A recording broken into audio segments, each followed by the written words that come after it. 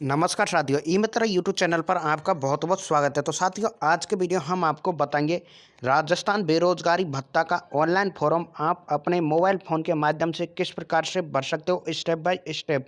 बिल्कुल साथियों, संपूर्ण जानकारी को हम आपको वीडियो के माध्यम से बताएंगे। तो वीडियो को आपको स्किप नहीं करना है, आपको पूरा वीडियो साथियों देखना होगा, तभी दोस्तों आपके समझ में आएगा। तो वीडियो में आगे बढ़ने से पहले आपसे छोटा सा अनुरोध है, यदि आपने अभी तक हमारे यूट्यूब चैनल को सब्सक्राइब नहीं किया है तो हमारे यूट्यूब चैनल को सब्सक्राइब जरूर कर लें, क्योंकि साथियों हमारे यूट्यूब चैनल पर राजस्थान बेरोजगारी भत्ता से संबंधित प्रत्येक प्रकार की लेटेस्ट अपडेट आपको सबसे पहले मिलती रहेगी। चलिए साथियों, वीडियो में डायरेक्ट आगे बढ़ते हैं। तो वीडियो के डिस्क्रिप्शन में एसएसओ आईडी का ऑफिशियल लिंक दिया हुआ है साथियों। जी हाँ साथियों, आपके बेरोजगारी भत्ता का फॉर्म एसएसओ आईडी के माध्यम से साथियों आपको भरम आएगा, इसलिए एसएसओ आईडी का लिंक वीडियो के डिस्क्रिप्शन में दिया है। जैसे ही आप उस लिंक पर क्लिक करेंगे तो आपको अपनी एसएसओ आईडी डाल देनी है और पासवर्ड साथियों डाल देना होगा, और एक कैप्चर कोड मिलेगा, उसको आपको एक बॉक्स में फिलिप कर देना और लॉगिन पर सिंपली रूप से आपको क्लिक कर देना होगा। तो आपकी एसएसओ आईडी आपके मोबाइल फ़ोन में साथियों लॉगिन हो जाएगी। अब आपको सिंपली रूप से क्या करना है, वहाँ पर एक ऑप्शन मिलेगा सर्च का। जी हाँ साथियों, आपके एसएसओ आईडी ओपन हो जाती है तब आपको एक ऑप्शन मिलता है सर्च का। तो सिंपली रूप से सर्च पर आपको क्लिक कर देना है और आपको ये सर्च कर लेना है employment exchange management system. Simply रूप से आपको इसको सर्च कर लेना होगा। ये यहाँ पर लिखा हुआ है एम्प्लॉयमेंट एक्सचेंज मैनेजमेंट सिस्टम। तो सिंपली रूप से इसको आपको सर्च कर लेना है। तो हम जैसे ही हमने पहले से ही सर्च कर रखा है तो सिंपली रूप से हमको इस पर क्लिक कर देना है एम्प्लॉयमेंट एक्सचेंज मैनेजमेंट सिस्टम पर। तो जैसे ही साथियों आप इस पर क्लिक करेंगे तो आपके सामने कुछ इस प्रकार का पॉपअप सामने आता है। तो आपको सिंपली रूप से इसमें थोड़ा नीचे चलना होगा और यहाँ पर कई ऑप्शन साथियों आपको देखने को मिलेंगे। यहाँ पर ये गाइडलाइन भी दी हुई है आपको साथियों, इसको एक बार पढ़ जरूर लेना है। फिर ये आसार्थी मुख्यमंत्री युवा संबल योजना 2021 बेरोजगारी भत्ते में आवेदन करते समय आप स्वयं की ही एसएसओ आईडी का उपयोग करें। एक एसएसओ आईडी से एक ही आवेदन करें। अगर आप एक ही एसएसओ आईडी से अलग अलग आवेदन करते हैं तो आपका आवेदन निरस्त हो सकता है, जिसकी समस्त जिम्मेदारी आप स्वयं की होगी। तो यहाँ से आपको देख लेना है, आपको एक एसएसओ आईडी के माध्यम से केवल आपका ही आवेदन आपको करना है, अन्य किसी का नहीं करना है। तो इस गाइडलाइन को आपको साथियों एक बार पढ़ लेना है।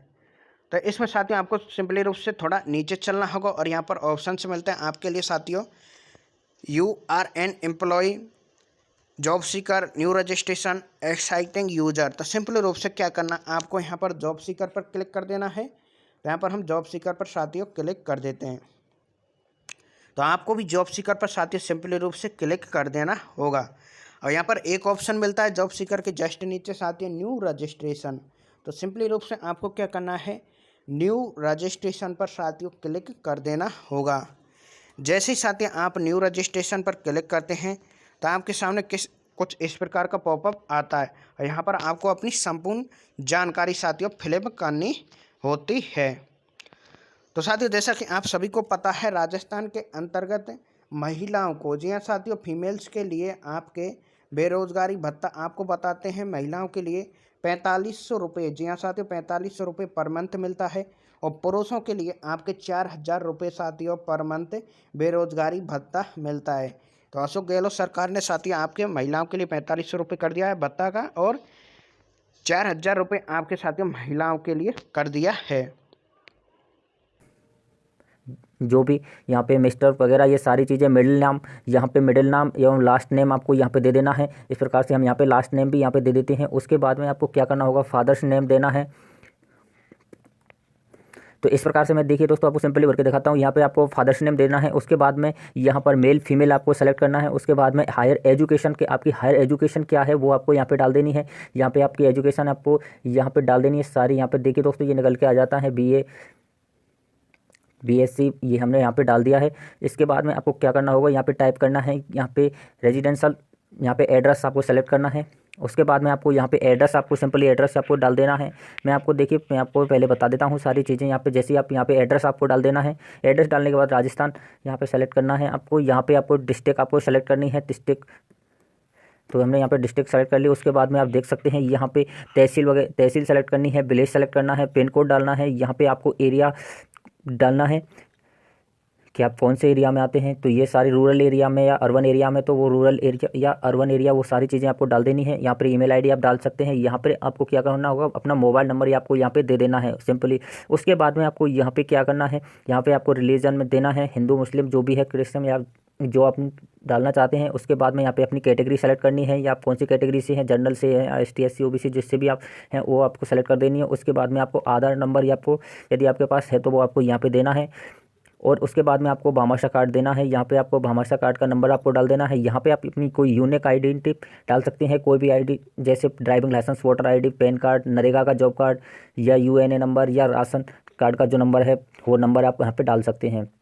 यहाँ से अपने ID टाइप करनी है और यहाँ पे आपको उसका नंबर डालना है। उसके बाद में अब देखिए दोस्तों, सबसे ज़्यादा प्रॉब्लम आ रही है स्टूडेंट्सों को, तो वो यहाँ पे है। और दोस्तों जो नया फॉर्म जिस प्रकार से भरा जा रहा है, मैं उसी के बारे में आपको सारी जानकारी दूंगा। आप देख सकते हैं आज 2 फरवरी है। 2 फरवरी को मैं आज आपको सारी चीज़ें ये बता रहा हूँ, 2 फरवरी को कि ये कैसे भरा जा रहा है। तो देखिए दोस्तों, बिल्कुल नया वीडियो मैं आपको बना रहा हूँ, जबकि मैंने पहले वीडियो बना दिया था एक वीडियो दिसंबर में आपको, लेकिन अब कुछ परिवर्तन किए गए हैं, इस वजह से मैं नया जो है वीडियो बना रहा हूँ। तो देखिए अब आपको यहाँ पे क्या करना होगा कि यहाँ पे जैसे जाएंगे, यहाँ पे आपको NFC कोड आपको सेलेक्ट करना है। यहाँ पे देख सकते हैं, तो आप सर्च के ऑप्शन पर जाएंगे तो आपको सबसे पहले क्या करना है, आपको नीचे आना है यहाँ पे।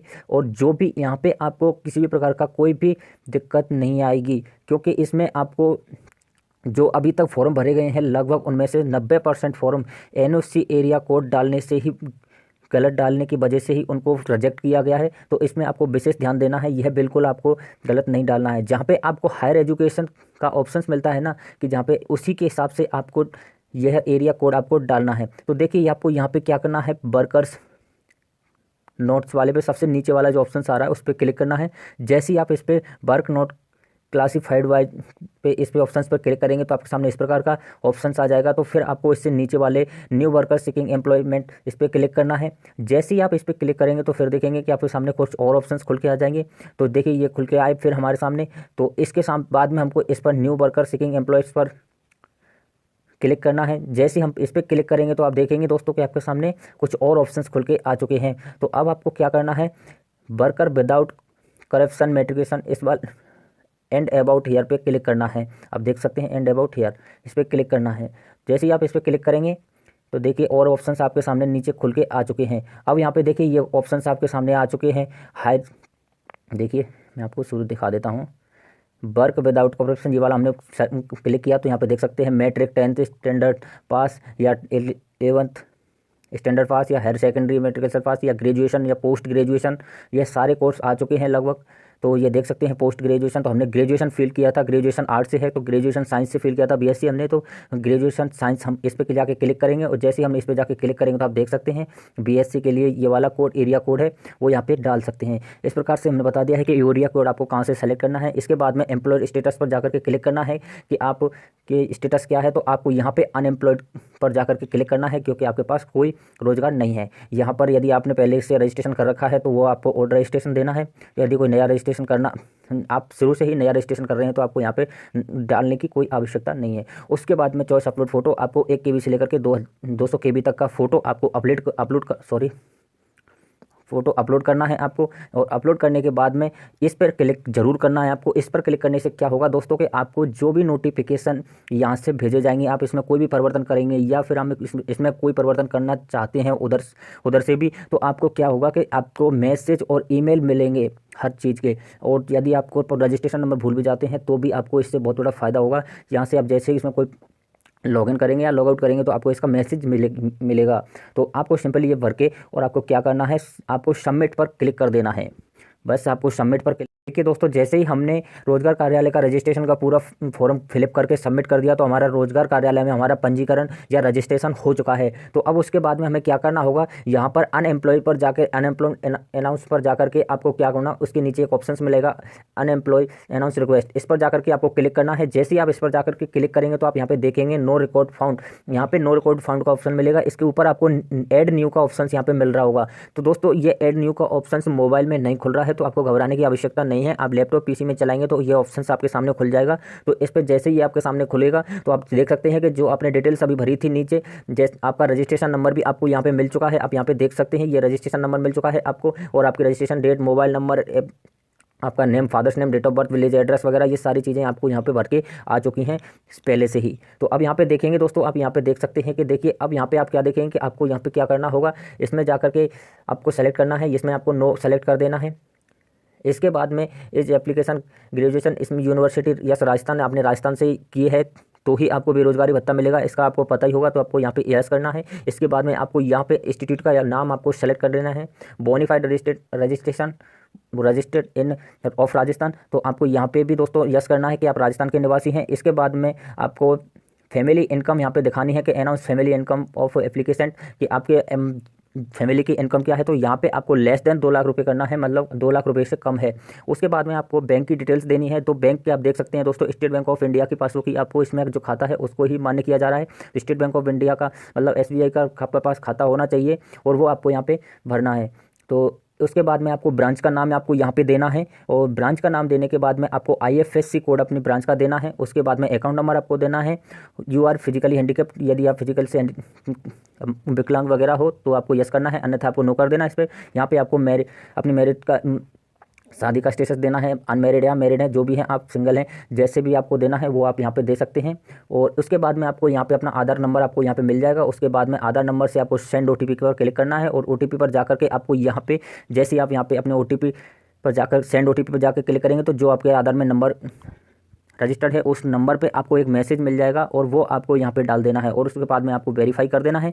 और वेरीफाई करने के बाद में आप देखेंगे दोस्तों कि ये कुछ फाइल्स आपको यहाँ पे अपलोड करनी होंगी। तो देखिए उनसे पहले मैं आपको यहाँ पे दिखा देता हूँ कि आपको यह 3 सर्टिफिकेट आपको अपलोड करने होंगे। ये इनको हम पहले डाउनलोड कर लेते हैं। तो देखिए मैं इनको डाउनलोड कर लेता हूँ यहाँ से। आपको इनका लिंक जो है नीचे आपको डिस्क्रिप्शन में मिल जाएगा, जहाँ से जा करके आप इनको डायरेक्ट आपको डाउनलोड कर सकते हैं, और इनको डायरेक्ट आप डाउनलोड करके और आप इनको मैं बता दूंगा अगले वीडियो में अच्छे तरीके से आपको कि किस प्रकार से आपको ये अपना डॉक्यूमेंट जो है भरने हैं। क्योंकि दोस्तों आप देख सकते हैं ये आपको यहाँ पे बोनाफाइड रजिस्ट्रेशन, मतलब आपको कोई भी आपका निवासी प्रमाण पत्र है राजस्थान का वो आपको यहाँ पे अपलोड करना होगा, और उसकी यूनिक ID और इशू डेट आपको यहाँ पे डाल देनी है। उसके बाद में आपको क्या करना होगा, ग्रेजुएशन की जो मार्कशीट है वो आपको यहाँ पे यूनिक ID और इशू डेट और वो अपलोड यहाँ पे करनी है। उसके बाद में आपको 10th की मार्कशीट भी आपको अपलोड करनी है। इसी प्रकार से सेल्फ अटेस्टेड जो आपका डिक्लेरेशन फॉर्म है वो आपको यहाँ पे अपलोड करना है, और बैंक की पासबुक आपको अपलोड करनी है, और इनकम का सर्टिफिकेट I और इनकम का सर्टिफिकेट जो है K। आप देख सकते हैं, अब मैं 3 के बारे में इनके बारे में बता देता हूँ कि सेल्फ डिक्लेरेशन जो फॉर्म है आपका वो, और इनकम सर्टिफिकेट के जो प्रमाण पत्र हैं वो आपको देखिए ये हमारे पास हुआ इनकम का सर्टिफिकेट K, ये हमारा इनकम सर्टिफिकेट K है। इसको किस प्रकार से भरना है वो मैं आपको बता दूंगा अगले वीडियो में कि किस प्रकार से भरना है। यदि आप भर सकते हैं तो आप इसको अच्छे तरीके से भर दीजिए। और यहाँ पे आपको क्या करना होगा, ये इनकम सर्टिफिकेट का आई वाला फॉर्म है, और ये आपका ये देख सकते हैं सेल्फ डिक्लेरेशन फॉर्म है जो आपको खुद को यहाँ पे इसमें फिलअप करके हम आपको इन तीनों फॉर्मों के बारे में आपको अगले वीडियो में बताऊंगा, क्योंकि वीडियो बहुत लंबा हो चुका है दोस्तों। यदि आपको आता है तो सिंपली इसमें कुछ ज़्यादा बड़ी बात नहीं है, आप इसको भर सकते हैं। ये सारी चीज़ें भरने के बाद में आपको क्या करना है, जैसे आप नीचे चलते आएंगे, नीचे आपको यहाँ पे ये सारी डिटेल्स एंड अकाउंट नंबर वगैरह ये सारी चीज़ें आपको पता होगा, अच्छे से आपको भर लेनी है। इस प्रकार से ये सारी चीज़ें भरने के बाद में अब ये आपको यहाँ पे क्या करना होगा, सिंपली दोस्तों सबसे मेन जो प्रॉब्लम है वो यहाँ पे आ रही है बेरोजगारों को, कि यूनिक नंबर में क्या डालना है और किस प्रकार से आपको डॉक्यूमेंट्स अपलोड करना है। आपका जो डॉक्यूमेंट्स अपलोड है वो ई-साइन है या नहीं है, और किस प्रकार से आपको डॉक्यूमेंट्स, कौन कौन से डॉक्यूमेंट्स अपलोड करने हैं। तो देखिए दोस्तों डॉक्यूमेंट्स की जो लिस्ट है उसमें SC ST सर्टिफिकेट को और जोड़ दिया गया है। यहाँ पे आप देख सकते हैं इस प्रकार से आपको ST SC का सर्टिफिकेट भी अब आपको यहाँ पे अपलोड करना होगा, यदि आप ST SC से बिलोंग करते हैं तो। सबसे पहले दोस्तों यहाँ पे आपको मैं सर्टिफिकेट को जो डॉक्यूमेंट्स अपलोड करने हैं उनके बारे में आपको थोड़ा सा बता देता हूँ कि बोनाफाइड सर्टिफिकेट मतलब आपको मूल निवास आपको यहाँ पे लगाना होगा, ग्रेजुएशन की मार्कशीट आपको लगानी होगी, 10th की मार्कशीट आपको यहाँ पे लगानी होगी, सेल्फ डिक्लेरेशन सर्टिफिकेट वो आपको यहाँ पे लगाना है, बैंक की पासबुक आपको लगानी होगी, इनकम डिक्लेरेशन जो I फॉर्म है वो आपको यहाँ पे लगाना है, और इनकम डिक्लेरेशन K फॉर्म है वो आपको यहाँ पे लगाना है, SC ST सर्टिफिकेट आपको लगाना होगा। तो सबसे पहले तो दोस्तों आपको यहाँ पे ये जो क्या करना होगा, अपना जो आपका आधार नंबर है, आधार नंबर आपको यहाँ पे डाल देना है। आधार नंबर आपको यहाँ पे डालने के बाद आप सेंड OTP पर क्लिक करेंगे। सेंड जैसे ही आपके मोबाइल पे OTP आ जाएगा, आपके मोबाइल पे OTP आ जाएगा, उसके बाद में आप वेरीफाई कर देंगे। वेरीफाई करने के बाद में आपको यहाँ पे अपना जो डॉक्यूमेंट्स अपलोड करने हैं उन डॉक्यूमेंट्स का यूनिक नंबर, अब देखिए दोस्तों आपको जैसे आपका मूल निवास आपको यहाँ पे अपलोड करना है। तो दोस्तों मूल निवास के ऊपर की साइड में यहाँ पे एक नंबर दिया होता है, यूनिक नंबर होता है, वो आपको यहाँ पे डालना है। तो आधार का जो सॉरी दोस्तों मूल निवास में आपको ऊपर एक नंबर मिलेगा, लगभग 10 या 12 डिजिट का या 4 डिजिट का, जितने भी डिजिट का नंबर है आपको वो यहाँ पे डाल देना है। और नीचे आपको या ऊपर टॉप में ही आपको इश्यू डेट यहाँ पे आपको मिल जाएगी। वो इश्यू डेट के किस डेट को ये बना है वो डेट आपको यहाँ पे डाल देनी है और सिंपली आपको यहाँ से चॉइस फाइल कर लेना है। चॉइस फाइल करने के बाद में दोस्तों आपको यहाँ से जैसे आपको चॉइस करने के बाद में आपको अपलोड कर देना है। अपलोड देख सकते हैं दोस्तों, जैसे ही आपका डॉक्यूमेंट अपलोड हो जाएगा तो आप यहाँ पे देखेंगे दोस्तों इस प्रकार से अपलोडेड लिखी आ जाएगा। यहाँ पे क्या अपलोडेड लिखा आ जाएगा, अन्यथा आपको अपलोड देख सकते हैं यहाँ पे, तो आपको यहाँ पे दिख रहा होगा दूसरे कॉलम में आपको अपलोड दिख रहा है और यहाँ पे अपलोडेड दिख रहा है। तो दोस्तों अपलोडेड आपको यहाँ पे लिखा हुआ आ जाएगा। उसके बाद में आपको व्यू पर जाकर के क्लिक कर लेना है। जैसे ही आप व्यू पर क्लिक करेंगे तो आप देखेंगे इस प्रकार से आपका डॉक्यूमेंट अपलोड हो जाएगा। और डॉक्यूमेंट अपलोड होने के बाद सिग्नेचर नॉट वेरीफाइड आप यहाँ पे देख पाएंगे दोस्तों। इस प्रकार से आपका जो सिग्नेचर है वो इस प्रकार से आप यहाँ पे देख सकते हैं कि इस प्रकार से आपका सिग्नेचर इस प्रकार से यहाँ पे वेरीफाई हो चुका है।